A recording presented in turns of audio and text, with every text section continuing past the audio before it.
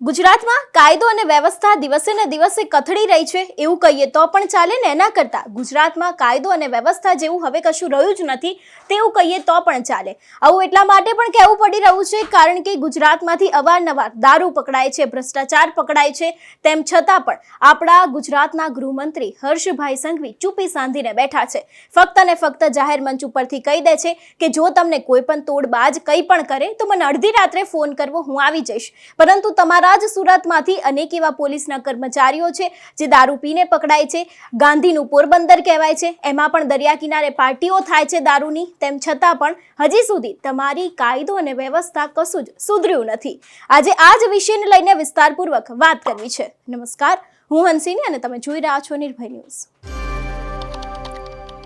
ગુજરાતમાં દિવસે ને દિવસે દારૂની રેલમછેલ વધી રહી છે। અત્યાર સુધી તો એવું કહેવામાં આવતું હતું કે ગુજરાત એ ગાંધીનું ગુજરાત છે, ગુજરાતમાં કોઈ દિવસ દારૂ નહીં આવે અને જો દારૂ આવશે તો તે દરેક લોકો ઉપર કાર્યવાહી કરવામાં આવશે। પરંતુ હવે તો હર્ષભાઈ તમારા જ સુરતમાં પોલીસ અધિકારીઓ દારૂ પીને પકડાય છે અને તેમના જ વિડીયો અત્યારે હાલ સોશિયલ મીડિયામાં ખૂબ જ વાયરલ થઈ રહ્યા છે। તેમના ઉપર કાર્યવાહી કરવામાં આવશે કે પછી એમાં પણ તમે કદાચ કોઈકનું કનેક્શન કાઢશો, ભારતીય જનતા પાર્ટીનું કનેક્શન કાઢશો અને તમારા અધિકારીઓને તમે બચાવશો, તેવા પણ સવાલો અત્યારે હાલ લોકો તમારા ઉપર ઊભા કરી રહ્યા છે। કારણ કે જે વ્યક્તિ લોકોની રક્ષા કરે છે, સામાન્ય જનતા માટે રાત્રે ઊભા રહે છે અને સામાન્ય જનતાનું ધ્યાન રાખે છે, તે જ વ્યક્તિ જાહેર રોડ રસ્તામાં દારૂ પીને આવી મોટી મોટી બબાલો કરે તે કેટલું યોગ્ય અને શું તેના ઉપર કાર્યવાહી કરવામાં આવશે કે કેમ, તેવા પણ અનેક સવાલો અહીંયા ઊભા થાય છે। સૌથી પહેલા તો એ સુરતના પોલીસ અધિકારીઓનો વિડીયો જોઈએ કે જેમાં તે દારૂ પીને આ દરેક દ્રશ્યો છે તે સર્જાઈ રહ્યા છે। બોલો હવે તમે મને તમારો જો કેમ માર્યો? બોલો चल हाँ बोलो नहीं, અહીંયા જ બોલો। હું અહીંયાથી હલવાનું નથી। मेरा मोबाइल भी जमा करेला इसने, मेरी गाड़ी भी जमा है। मोबाइल पे आप तमाशा क्यों मारा हुआ बता? ए मार मत दे, ए वीडियो चालू करे। हाथ नहीं लगाओ, वीडियो से हाथ मत लगावे, हाथ मत लगा, तमाशा क्यों हाथ मत लगावे, हाथ मत लगावे, हाँ ए हाथ मत लगा। इसका नाम क्या है? नाम बता दो इसका। हाथ मत लगाओ तो हाथ नहीं लगाओ, हाथ नहीं लगाओ तो हाथ चुका पीए लो, तू पीए लो जे ने, तू पीदे लो जे ने, पीदे लो जे ने, तू गाड़ी जमा करनी पीदे लो जे ने। गाड़ी में हाथ केम लगाया तू? મને તમાજો કેમ માર્યો? તું ગંડો પતી ગયો અહીંયા ભાઈ, પતવાના નથી। ए बुला सबको, बुला फोन कर, बुला ला, ए बुला सबको फोन कर, बुला चल चल। કીધેલો છે હા જે મારી બૈરીને હાથ લગાવ તો हाँ हाथ नहीं लगाओ तो हमारी बहन से ए वीडियो उतार ले, तुम्हारी माँ का ए वो क्या इसका नाम देखे वो नाम दे यार, वो नाम से ए भाई पीदे लो जा तू, अरे पीदे लो जा तू, पीदे लो जा लोड़ो आ पीदे लो जा, आ पीदे लो जा जमा करेली છે મારી ए तू जमा कर, मारो मोबाइल में છે આની પાસે हाथ नहीं लगाओ तो नाम दे, इसका हां नाम दे, कहां चल बोले, कहां चल नाम दे दिल्ली गेट, चल दिल्ली गेट चल, हां चल चल दिल्ली गेट चल, हाथ नहीं लगाओ तो चल दिल्ली गेट चल, अच्छा बुला सबको फोन कर, बुला चल, चल दिल्ली गेट चल, गाड़ी में नहीं जाएंगे, चलते जाएंगे चल जाएंगे चल, हां चल चल चल चल।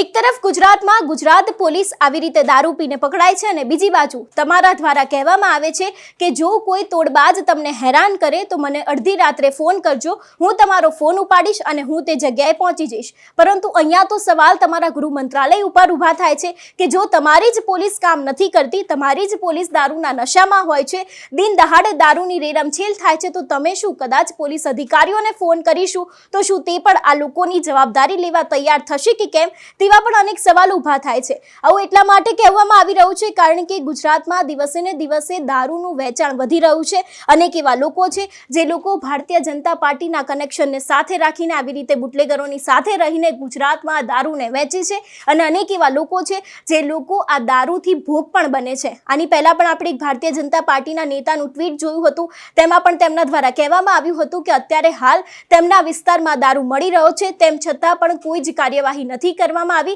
અને પોલીસ પણ આ દારૂના હપ્તા લે છે અને તેમના દ્વારા પણ આ દારૂનું વેચાણ કરવામાં આવે છે। તો તમે અત્યારે જે આ તોડબાજોને લઈને વાતો કરી રહ્યા છો તો શું પોલીસ તમારી દારૂ વેચી રહી છે તો તે લોકો ઉપર કાર્યવાહી ક્યારે કરવામાં આવશે, તેવા પણ અનેક સવાલો અહીંયા ઊભા થાય છે। સૌથી પહેલા તો હર્ષ સંઘવીને સાંભળીએ કે તેમણે તોડબાજોને આવી જ રીતે ચેતવણી આપતા શું કહ્યું હતું। રાઘવેન્દ્ર વંશ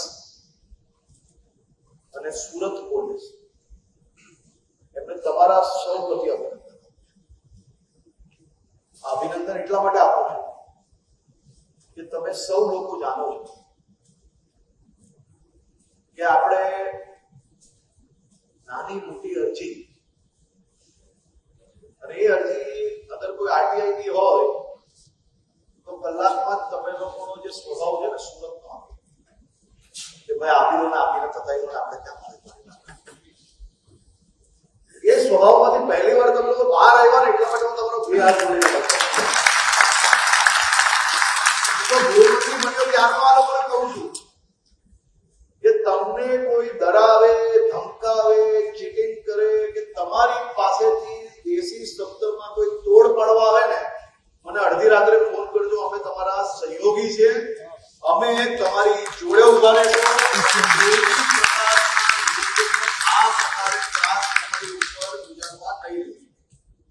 સુરત પોલીસે શું અદભુત કામ કર્યું સાહેબ ગેરંટી આપું તમે તો બધા જ કોન્ફરન્સમાં જતા લાવો આખા દેશમાંથી એક દાખલો લઈને આવજો કે આ પ્રકારે પોલીસે સાથે રહીને એવો દાખલો ઉભો કર્યો કે ભવિષ્યની અંદર તોડ પાડવાની હિંમત દૂરની વાત છે વિચારશે ને કોઈ યાદ આવશે કે ભાઈ સુરત અને આ વિસ્તાર છોડી રહ્યા તો સીધા જ પગલા આપણે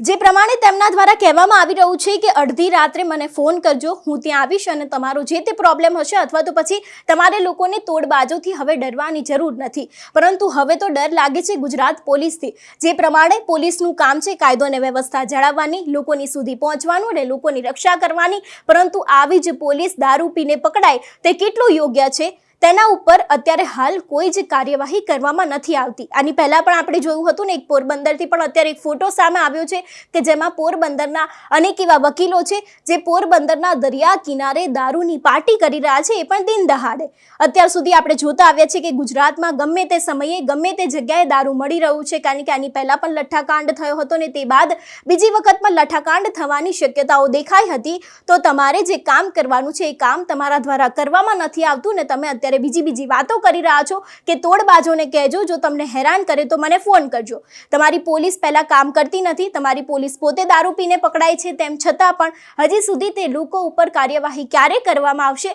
તેવા પણ અનેક સવાલો ઊભા થઈ રહ્યા છે કારણ કે જે પ્રમાણે અત્યારે જ એક વિવાદ સામે આવ્યો હતો ભીખુસિંહ પરમારનો તેમાં તેમનો દીકરો ખુલ્લેઆમ દાદાગીરી કરી રહ્યો છે અને અંતે જ્યારે પત્રકારો દ્વારા સવાલ પૂછવામાં આવે છે ત્યારે તે મંત્રી દ્વારા એવું કહેવામાં આવે છે કે જય શ્રી રામ મંત્રીના આવા શબ્દો શોભે કારણ કે તે તો ભારતીય જનતા પાર્ટીના મંત્રી છે તેમનો જ પુત્ર દાદાગીરી કરતો પકડાય છે તેમ છતાં પણ તેમના ઉપર કાર્યવાહી ક્યારે કરવામાં આવશે તેવા પણ સવાલો ઊભા થાય છે જો તમે કોઈ એક મંત્રી ઉપર અથવા તો એક પોલીસને સસ્પેન્ડ કરીને બતાવો તેમનો જે પુત્ર છે તે મંત્રી ઉપર કોઈ કાર્યવાહી કરીને બતાવો તો કદાચ તમારી જનતા છે તે તમને ખરેખર મત આપશે અને ખરેખર તમારી પાર્ટીને જીતાડશે કારણ કે હવે તો આવા કિસ્સાઓમાં દિવસે ને દિવસે વધારો થઈ રહ્યો છે અનેક એવા મંત્રીઓ છે જે ખુલ્લેઆમ દાદાગીરી કરી રહ્યા છે ખુલ્લેઆમ દારૂના વેચાણમાં તેમના નામ સામે આવી રહ્યા છે એટલું જ નહીં તેમની સાથે જેટલા પણ લોકો કનેક્શન ધરાવે છે તે લોકો પણ અત્યારે હાલ ખુલ્લેઆમ દાદાગીરી કરી રહ્યા છે અને આનો જ ભોગ બને છે સામાન્ય જનતા પોલીસ જે દારૂ પીને અત્યારે હાલ પકડાયા છે સુરતમાંથી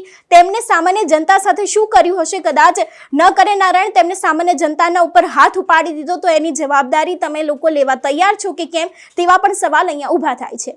તમારું શું માનવું છે આ વિષયને લઈને અમને કમેન્ટ કરીને ચોક્કસ જણાવજો તેની સાથે જ અમારી ચેનલ નિર્ભય ન્યૂઝને લાઇક શેર અને સબસ્ક્રાઇબ કરવાનું ભૂલશો નહીં નમસ્કાર